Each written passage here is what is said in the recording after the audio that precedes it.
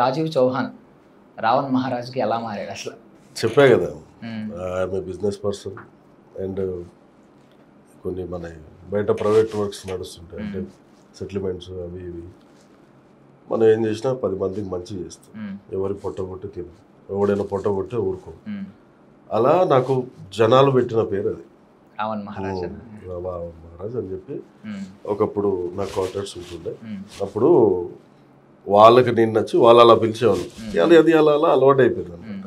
ఇప్పుడు మిమ్మల్ని చూసిన వాళ్ళు కూడా బయట కొంచెం భయపడతారు, సీరియస్గా చెప్తున్నా. ఇప్పుడు ఆ అన్న దగ్గరికి అయితే వెళ్తారు, ధైర్యంగా వెళ్ళిపోయి మాట్లాడేస్తారు. మనం చూస్తే కొంచెం భయం వేస్తుంది బేసికల్లీ, ఇంకా రౌడీ అయినా అన్న ఫీలింగ్. ఎవరన్నా చెప్పారా, ఎక్స్ప్రెస్ చేశారా కాసేపటి తర్వాత భయపడి దగ్గరికి వచ్చి? మాట్లాడడానికి భయపడతారు, తర్వాత చెప్తారు, తర్వాత మనసు చెప్తున్నాగా మంచికి మంచి, చెడు కంటే వాళ్ళ కర్మ.